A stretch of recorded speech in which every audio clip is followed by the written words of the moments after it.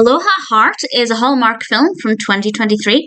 This is directed by Seth Jarrett, it's written by Casie, Tabanou and Ali Spuck, and we have a cast including Taylor Cole and Kanoa Goo.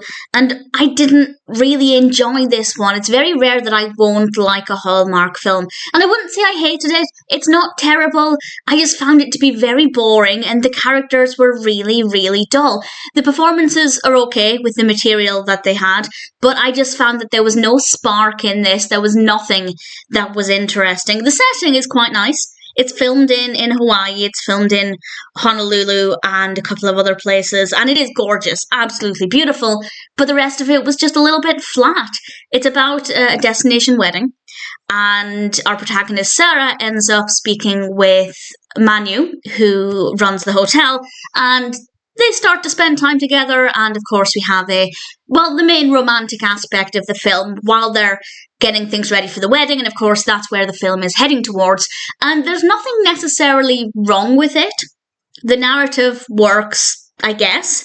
It flows well enough. The pacing is not too bad. It didn't take any time at all to kickstart the main narrative, which I always really appreciate, but I just found it to be really boring. The actual specifics of the narrative are very dull. The only thing that worked, or at least the only thing that I enjoyed, is the gorgeous scenery, and it is absolutely stunning. The characters are not necessarily unlikable. I just didn't care for them. I didn't think they were very interesting, and I don't think the romantic aspect was that interesting either. Again, not bad. It's not that I didn't believe the pairing or anything. It just didn't work very well. So I'm not going to not recommend it.